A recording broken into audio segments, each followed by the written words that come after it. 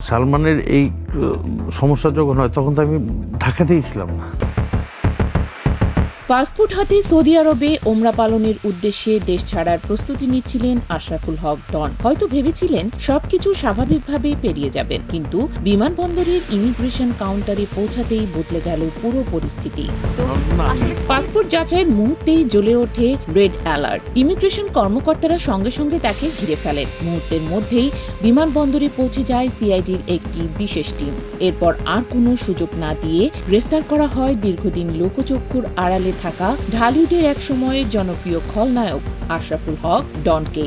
গোয়েন্দা সূত্রে দাবি, ডনের দেশ ছাড়ার পরিকল্পনার খবর আইনশৃঙ্খলা বাহিনীকে জানিয়েছিলেন তারই এক নিকটাত্মীয়। আর সেই তথ্যের ভিত্তিতেই বিমানবন্দরে আগে থেকেই সতর্ক অবস্থানে ছিল সংশ্লিষ্ট কর্তৃপক্ষ। কারণেই মামলার এজাহারভুক্ত আসামিদের তালিকায় আশরাফুল হক ডনের নাম রয়েছে 4 নম্বরে। তা ঘটনা পুরোপুরি জানতে হলে 2 দশক আগেই ফিরে যেতে হবে।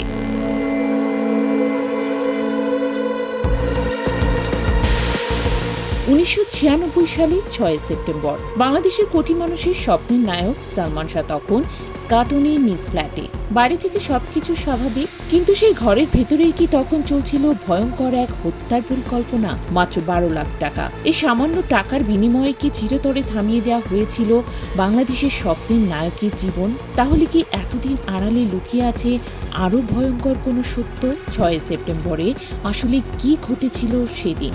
1997 সালে জুলাই মাসে মামলার আসামি রিজভী গ্রেপ্তার হওয়ার পর আদালতে 164 ধারায় দেয়া হয় স্বীকারোক্তিমূলক জবানবন্দি। পুরো দেশকে নাড়িয়ে দেয়। রিজভীর সেই জবানবন্দি অনুযায়ী সালমান শাহকে পৃথিবী থেকে সরিয়ে দেওয়ার জন্য চুক্তি হয়েছিল মাত্র 12 লাখ টাকায়। আর সেই 12 লাখ টাকার কথিত খুনের চুক্তিটি করেছিলেন সালমান শাহের স্ত্রী সামিরার মা লতিফা হক। এমনটাই দাবি করা হয় রিজভীর জবানবন্দিতে। চুক্তির শর্ত ছিল খুব পরিষ্কার।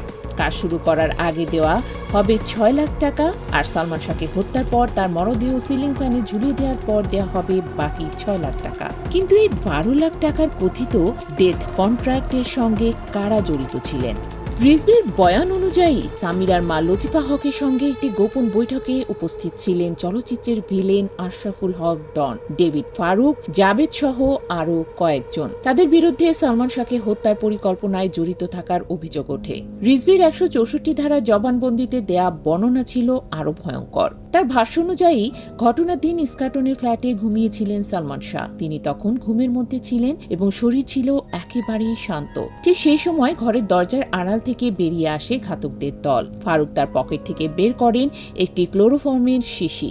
এরপর সালমানের স্ত্রী সামিরা নিজের হাতে থাকা একটি রুমাল ক্লোরোফর্মে ভিজিয়ে সেটি সালমানের নাকের কাছে চেপে ধরেন। এমনটাই দাবি করা হয় ওই জবানবন্দিতে।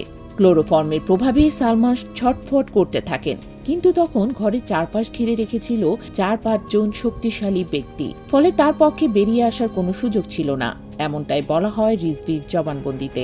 ধস্তাধস্তির এক পর্যায়ে ড্রেসিং রুমের দরজার কাছে এসে দাঁড়ান চলচ্চিত্র প্রযোজক এবং মামলার 3 নম্বর আসামি আজিজ মোহাম্মদ ভাই। রিজভীর ভাষ্যমতে আজিজ মোহাম্মদ ভাই ঘরে ঢুকে সালমানের 2 পা শক্ত করে ধরে রাখেন। এরপর একটি ফাঁকা সিরিঞ্জ দিয়ে সালমানের শরীরে ইনজেকশন পুশ করা হয় বলে জবানবন্দিতে উল্লেখ করা হয়।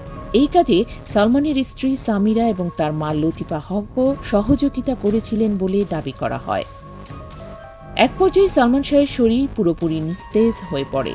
এরপর ড্রেসিং রুমে থাকা মইটি বের করে আনা হয়। ঘাতকদের সঙ্গে আগে থেকেই ছিল প্লাস্টিকের শক্ত দড়ি। সেই দড়ি সিলিং ফ্যানের সঙ্গে বাঁধা হয়। এরপর বাংলাদেশের সবচেয়ে জনপ্রিয় এই তারকাকে ফ্যানের সঙ্গে ঝুলিয়ে দেওয়া হয়। রিজভীর জবানবন্দিতে এমনটাই দাবি করা হয়েছিল। এত বিস্তারিত একটি জবানবন্দি এবং সেখানে একাধিক ব্যক্তির নাম উঠে আসার পরও তদন্ত সংস্থাগুলোর ভূমিকা নিয়ে শুরু থেকেই প্রশ্ন ওঠে। হত্যাকাণ্ডের প্রায় 1 বছর পর সিআইডি যে তদন্ত প্রতিবেদন দেয়, সেখানে বলা হয় সালমান শাহ আত্মহত্যা করেছেন। পরবর্তীতে দীর্ঘ 12 বছর পর জুডিশিয়াল ইনকোয়ারি রিপোর্ট প্রকাশিত হলেও সেখানে একই ধরনের সিদ্ধান্ত দেয়া হয়। সবচেয়ে বড় প্রশ্ন ছিল রিজভীর জবানবন্দিতে যাদের নাম সরাসরি উঠে এসেছিল, আজিজ মোহাম্মদ ভাই, সামিরা, লতিফা হক কিংবা আশরাফুল হক ডন, তাদের কাউকেই কেন রিমান্ডে নিয়ে মুখোমুখি জিজ্ঞাসাবাদ করা হলো না? সালমান শাহের মা নীলা চৌধুরী এবং তার পরিবার এই তদন্ত প্রতিবেদন মেনে নেয়নি। তারা 2 বার আদালতে রিপোর্টের বিরুদ্ধে নারাজি আবেদন করেন। তাদের বক্তব্য ছিল পরিষ্কার, সালমানকে হত্যা করা হয়েছে, সে কখনোই আত্মহত্যা করতে পারে না। সালমান শাহ আত্মহত্যা করেছে, এটা 100 বিকজ হচ্ছে যে ও তো মেন্টালি ডিপ্রেশন থাকতো সবসময়। 2015 সালে র্যাবকে নতুন করে তদন্তের দায়িত্ব দেয়া হলেও আইনি জটিলতার কারণে সেই তদন্তেও থেমে যায়। পরে 2016 সালে মামলাটি নিম্ন আদালতে ফেরত গেলে নতুন করে তদন্তের দায়িত্ব দেয়া হয় পুলিশ ব্যুরো অব ইনভেস্টিগেশন বা পিবিআইকে। 2020 সালে পিবিআই তদন্ত প্রতিবেদন জমা দেয়। সেই প্রতিবেদনে বলা হয়, জনপ্রিয় অভিনেত্রী শাবনূরের সঙ্গে সালমান শাহের অতিরিক্ত ঘনিষ্ঠতা এবং স্ত্রী সামিরার সঙ্গে পারিবারিক কলহের কারণে তিনি আত্মহত্যা করেছিলেন। কিন্তু পিবিআইয়ের এই বক্তব্যেও সালমান শাহের পরিবার এবং তার কোটি কোটি ভক্তের কাছে গ্রহণযোগ্য হয়নি। সালমান শাহের মা নীলা চৌধুরী এবং পরিবারের দীর্ঘদিনের দাবি ছিল সামিরা হকের সঙ্গে চলচ্চিত্র জগতের এবং বাইরের কয়েকজন প্রভাবশালী ব্যক্তির অনৈতিক ও পরকীয়া সম্পর্ক তৈরি হয়েছিল। সালমান শাহ সেই সম্পর্কে কিছু বিষয় জেনে যাওয়ায় তাকে পরিকল্পিতভাবে হত্যা করা হয়েছে, এমনটাই অভিযোগ করে আসছে তার পরিবার। এই দাবির পরিপ্রেক্ষিতে পরবর্তীতে আদালত পিবিআইয়ের দেওয়া চূড়ান্ত প্রতিবেদন বাতিল করে মামলাটিকে পরিকল্পিত হত্যাকাণ্ড হিসেবে তদন্তের নির্দেশ দেন বলে মামলা সংশ্লিষ্ট বিভিন্ন প্রতিবেদনে উঠে আসে। তদন্ত সংশ্লিষ্ট সূত্রের দাবি ছিল হত্যাকাণ্ডের প্রকৃত ঘটনা থেকে মানুষের দৃষ্টি সরিয়ে দিতে এবং নিজেদের বাঁচাতে শাবনূরকে এই ঘটনায় জড়ানোর চেষ্টা করা হয়েছিল। আর ঠিক এই সময়ই সামনে আসে যুক্তরাষ্ট্র থেকে প্রকাশিত রুবি সুলতানা সেই আলোচিত ভিডিও বার্তা। রুবি সুলতানা দাবি করেন তিনি এই ঘটনার অনেক কিছুই জানেন। তার বক্তব্য অনুযায়ী সালমান শাহের ফ্ল্যাটে যাওয়ার আগে অভিযুক্তরা নাকি তার ফ্ল্যাটেই একটি গোপন বৈঠক করেছিলেন। রুবির এই বক্তব্য প্রকাশের পর সালমান শাহ হত্যা মামলা নিয়ে নতুন করে ব্যাপক আলোচনা শুরু হয়। দীর্ঘদিন পুরনো প্রশ্নগুলো আবার সামনে আসে। আসলে কি ঘটেছিল 1996 সালে সেই রাতে? কারা ছিলেন সেই পরিকল্পনার সঙ্গে জড়িত? আর কেন এত বছর পরও এই মামলার রহস্যের পুরোপুরি সমাধান হলো না?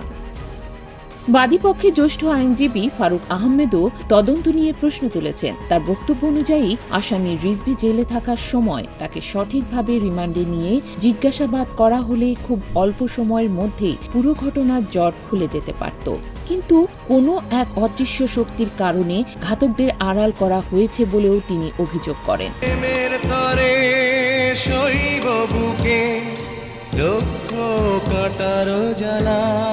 সালমান শাহ শুধু একজন অভিনেতা ছিলেন না, তিনি ছিলেন একটি প্রজন্মের স্বপ্নের নায়ক। তার মৃত্যুর পর এত বছর পেরিয়ে গেলেও তার ভক্তদের মনে সেই রাতের রহস্য আজও রয়ে গেছে।